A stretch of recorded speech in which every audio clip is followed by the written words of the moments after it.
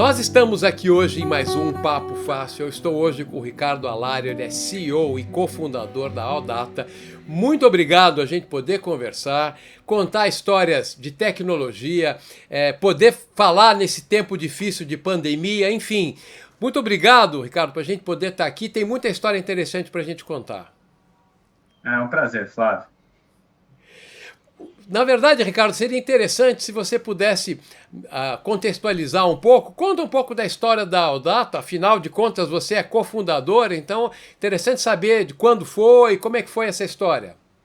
Claro, claro. Bom, a Data foi fundada há exatos 5 anos atrás, a gente acabou de comemorar nosso 5º ano. É uma empresa que foi fundada junto do fundo de investimento, Pátria, que é um dos maiores fundos de gestores de ativos de private equity da América Latina hoje. É uma empresa greenfield, a gente criou a empresa do zero, então, de dentro do Pátria, a gente identificou a oportunidade de crescimento, de infraestrutura de data center no Brasil e na América Latina, e aí saímos para construir a empresa do zero, eu e o Rafael, que é o cofundador da empresa. Convencemos o Pátria da oportunidade, levantamos todo o capital necessário, porque é um business que tem muito, precisa de muito capital para crescer, e aí com um cheque gigante a gente saiu para montar o negócio, e estamos aqui hoje, 5 anos depois, com uma história bacana para contar. Bom, na verdade você já me antecipou que o PowerPoint estava lindo, mas aí vocês acabaram chegando num cenário muito bonito, mas por um outro caminho, né? Eu não diria que é outro caminho, eu diria que o PowerPoint continuou ficando bonito. O que a gente errou muito foi o Excel mesmo. O Excel, aquele que a Entendi. gente fez, ele não valeu para nada, porque as curvas ali que a gente tinha realmente erraram tudo, né? A gente pegou momentos, a empresa foi criada em 2015, a gente pegou momentos de impeachment, de crise financeira e tudo Putz. mais, momentos que a gente estava construindo e colocando muito capital, né? Milhões e milhões de dólares sem ter um cliente âncora, né? Então, bastante risco. E aí a curva demorou um pouco mais para vir, muito mais para vir do que a gente imaginava. Então, graças a Deus deu tudo certo. Hoje a gente está crescendo muito rápido, já com 4 data centers operativos e mais 2 ou 3 em projeto e construção. Então, a gente está tentando chegar naquela curva do Excel, mas está bem longe ainda. Bom, realmente ter pego a crise de 2016 pela proa foi bem complicado, porque ali quantas e quantas empresas tiveram problemas tão grandes, né? Mas você me contava que, a despeito disso, vocês montaram a operação aqui em São Paulo, aqui no Brasil, Santana do Parnaíba, não é isso? E aí seguiram, inclusive, até chegaram, estão internacionalizando. Conta um pouco dessa história. Sim, sim, isso mesmo. Acho que desde da concepção do Data, a gente verificou que a grande oportunidade que tinha no Brasil, ela era absolutamente igual em todos os países da América Latina. Então, é muito fácil entender. O Brasil carece de todo tipo de infraestrutura. Então, quando você olha em estradas, em rodovias, em portos, em fibra, né, você sempre tem uma necessidade muito grande de investimento em infraestrutura. A data center não era diferente, e a gente olhava para os outros países e via a mesma oportunidade. Então, não se limitando no território, né, por o Pátria ser um fundo que investe na América Latina como um todo, a gente acreditava que a plataforma seria muito válida. Tem um motivo que eu não te expliquei antes, Flávio, mas a gente tem clientes globais. E esses clientes, uma vez que você está fazendo um bom serviço, há uma sinergia muito grande em continuar servindo em vários outros locais, né? E eles estão expandindo geograficamente. Então, eu tenho essa sinergia aí de clientela, né? E aí, voltando aqui à pergunta, em 2018 a gente entrou na Colômbia, né? E aí inauguramos nosso primeiro prédio na Colômbia, em Bogotá, em 2019, com um sucesso muito grande. E agora, em 2020, a gente anunciou nossa entrada ao mesmo tempo no México e no Chile. Então, estamos hoje 4 países já operando na Odata. Sabe que do que eu já conheci de data center, é um negócio complicado porque, primeiro, os investimentos são muito grandes, as edificações têm que ser muito grandes, o investimento em infraestrutura. Só que você estava me contando que vocês têm aí uma forma de construir de uma forma um pouco mais modular. Isso atenua um pouco esse problema, né? Como é que é isso? Atenua sim, atenua sim. A gente acaba colocando a maneira que a gente constrói, e que todo mundo constrói, não tem nenhuma novidade aqui, o mercado inteiro constrói, ele geralmente compra terrenos grandes e a parte difícil é a conectividade com a rede elétrica, né? O tanto de energia que você precisa. Uma vez resolvido isso, a gente constrói um galpão muito grande, só que a gente vai colocando o recheio desse galpão conforme a gente vai crescendo. Então, e o recheio é um percentual significativo do nosso investimento. Pra você ter uma ideia, mais ou menos em torno de 40% a 45% é a estrutura física, terreno, galpão, subestação. E os outros 55% é equipamento, geradores, chillers e todo o que vai de recheio. E esse recheio a gente consegue escalonar com menos risco, porque a gente vai contratando e vai colocando, né, e crescendo conforme os clientes vão tomando a nossa capacidade. Então, é um pouco melhor do que era no passado, você tinha que fazer todo o investimento de uma vez. Nossa, era complicado. Agora, fala um pouco sobre o perfil dos clientes que vocês atendem, porque tradicionalmente imagina-se que o data center vai atender do varejo à empresa financeira, como provavelmente vocês também têm clientes assim, mas vocês têm uma característica um pouco diferente, né? Temos sim. A gente, diferente das empresas tradicionais de infraestrutura, de TI, né, a gente está muito na área física, né? A gente constrói prédio e a gente não entra tanto no negócio do cliente. Então, a gente não é dono do equipamento que está lá dentro, a gente não configura, a gente não faz banco de dados, nada disso. O meu time se foca somente na área que a gente chama de facilities, né? Cuidar do prédio, dos geradores, do ar-condicionado e assim por diante. Isso aconteceu, o mercado vem se separando, assim, né? Então, empresas tradicionais que também tinham data center para prestar seus serviços hoje compram capacidade de empresas como as nossas. Então, é um nicho que acabou se desenvolvendo, né?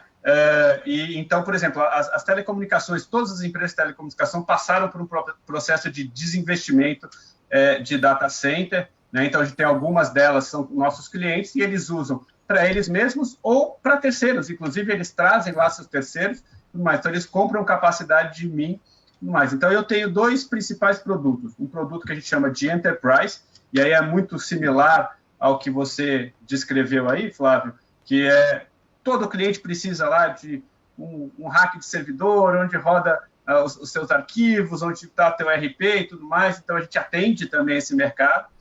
Geralmente, a gente fala com as empresas que têm uma necessidade muito grande, são empresas que dependem muito mais da sua infraestrutura de TI, né? E aí tem alguns verticais que são importantes. Por acaso, lá no data center a gente tem educação, a gente tem telecomunicações, óleo e gás e assim por diante. Então, esse é o mercado enterprise, é um mercado horizontal e a gente atende todo mundo. Aí tem um outro mercado que é muito específico, e aí são poucos clientes, que a gente chama de atacado, ou wholesale no jargão do nosso mercado. O wholesale são os grandes provedores de nuvens, né? Tem várias descrições. Hyperscalers, CSPs, né? Cloud Service Providers, eles compram muita capacidade para atender justamente o mercado que está crescendo. Então, a gente serve eles com infraestrutura, e aí são estruturas muito grandes, né? Bom, eu sei que você não tem eventualmente autorização de dar os nomes, mas as pessoas sabem, quando a gente falar desses grandes provedores de nuvem que se autoanunciam e que estão aí no mundo inteiro, eles estão, boa parte deles, ou quase todos eles, estão dentro da sua infraestrutura. Exatamente, assim, posso falar, entre os 5 maiores, né, que a gente tem Microsoft, tem Amazon, Google, Oracle e SoftLayer, eles são 5 maiores globais, né? Não digo aqui que 1 ou 2 desses são nossos clientes, alguns desses são nossos clientes ou não são, mas esse é o tipo de cliente que a gente atende hoje, né? Eles são os 5 maiores provedores de nuvem e hoje tem outros 2 chineses, Alibaba e Tencent, que também estão crescendo muito rápido. Então, quando a gente olha as estruturas de nuvem pública hoje, esses são os 7 maiores no mundo. A OData foi concebida para dar serviço para eles. Então, a gente tem alguns desses hoje e, obviamente, trabalhando para ter todos. Mas... Você comentava comigo um serviço, uma característica diferencial que vocês têm. Vocês alavancaram aí uma parceria com uma empresa para fazer uma conectividade privilegiada, né, com os Estados Unidos. Conta um pouco sobre isso, que isso é bastante importante. Claro, claro. O data center, dos produtos que a gente vende é a conectividade. Isso é muito importante, né? Além da segurança física a gente não pode parar nunca. É 24/7, 365. De jeito nenhum a gente pode deixar nosso cliente cair, né? E a conectividade é uma parte dessa garantia que a gente dá. Então, nossos prédios são hiperconectados. Hoje a gente tem, acho que, quase 20 operadoras distintas lá dentro do prédio de Santana do Parnaíba. No nosso outro prédio, acho que tem 18 ou 19. Então, assim, a gente tem todas as opções de conectividade. A parceria que você está se referindo foi com a Seaborn. A Seaborn é uma empresa que tem um cabo submarino de conectividade. O cabo submarino dele é diferente dos demais, porque a grande maioria sai da Flórida, passa para o Caribe, passa por Fortaleza, chega no Rio de Janeiro e pula para São Paulo.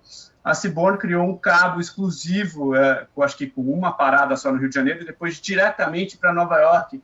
E o foco principal aí é atender ao mercado financeiro, ter uma conexão de muito baixa latência. Latência é a velocidade de conectividade na velocidade da luz, né?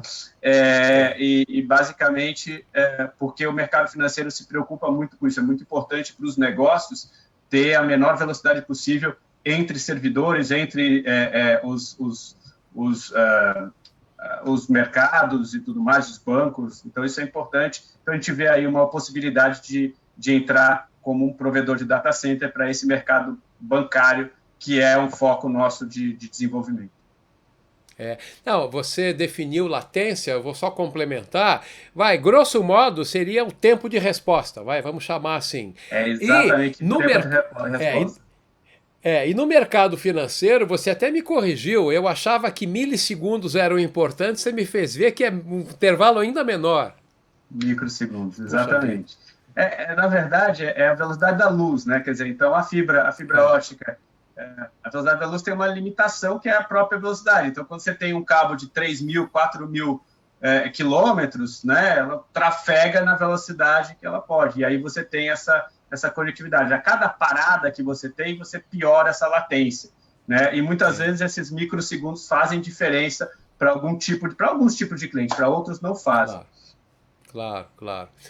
Para a gente encerrar nossa conversa, me fala um pouco do horizonte futuro da OData, porque você me antecipou que vocês vêm experimentando aí crescimentos muito interessantes. Enfim, como é que você vê do momento atual para frente? Bom, acho que o primeiro passo é estar presente nesses países da América Latina, e a gente já tem uma cobertura quase que agora, incluindo México e Chile, a gente já acha que cobre quase tudo. Tem um último aí que possivelmente seria o Peru, que é um mercado muito menor, e a gente vai deixar um pouco mais para frente por uma questão de braço, né? Não dá para abraçar tudo de uma vez, mas aí a gente cobre, né? Tem a questão da Argentina. A Argentina é sempre confuso, é um mercado grande, mas a gente olha com carinho também. Mas aí a gente acaba cobrindo toda a área que é o nosso mandato. A gente tem um mandato até a América Latina. A OData não tem nenhuma ideia de sair fora disso, até porque a gente tem uma parceria e um sócio, que é uma empresa global, em que a CyrusOne, a terceira maior empresa de data center do mundo, eles compraram um pedaço da gente justamente porque eles queriam ter uma presença na América Latina. Então, nós exclusivamente servimos os clientes dele aqui nessa região, e geralmente quando nossos clientes têm necessidades globais no mundo inteiro, a gente dirige eles a CyrusOne, que é o nosso parceiro societário e comercial. mas o crescimento vem muito dessa adoção de nuvem. Quer dizer, tem dois tipos de crescimento. Um que é muito interessante, Flávio, a gente viu agora nessa pandemia, que foi a digitalização das empresas numa velocidade assustadora, né? Foram forçadas a fazê-lo. Forçá-las a fazê-lo. Para parafrasear o Satya Nadella, que é o CEO da Microsoft, a gente viu 2 anos de digitalização em 2 meses. E a gente viu isso também. Então, os clientes no Brasil, quase 80% dos clientes têm alguma infraestrutura interna e não estão dentro de um data center. Então, a gente tem essa migração e a gente trabalha muito com os clientes de fazer essa migração. Esse é um crescimento. E o outro é o crescimento da adoção de nuvem, que são esses outros clientes que a gente chamou de Cloud Service Providers, que vão crescer e vão crescer significativamente nos próximos anos. E a gente vai estar lá para servir os dois. Não, muito legal, legal saber que vocês também estão com essas expansões, data centers aí em projeto, ou em implantação, em construção. Eu gostaria muito que quando acabasse essa situação sanitária nefasta que a gente está vivendo aqui, eu poder, quem sabe um dia, visitar lá vocês em Santana do Parnaíba, tomar um cafezinho presencial, vai ser muito bom isso daí, e afinal segundo você falou, na região ali é o data center mais bonito, mais completo. Quero conhecer isso pessoalmente. Vamos combinar? Mais do que convidado. Eu gostaria muito de ter feito essa conversa lá, porque é o nosso maior cartão de visita. Toda vez que a gente leva alguém lá, as pessoas entendem o que a gente faz muito claramente, né? E entendem a diferencial de infraestrutura. Então, está mais do que convidado. Vou te chamar para ir lá e conhecer a nossa estrutura em São Paulo. Maravilha, obrigado mesmo pela oportunidade. Esse foi mais um Papo Fácil com o Ricardo Alário, cofundador e CEO da OData. Permaneça seguro, fique bem e até essa nossa próxima conversa. Obrigado.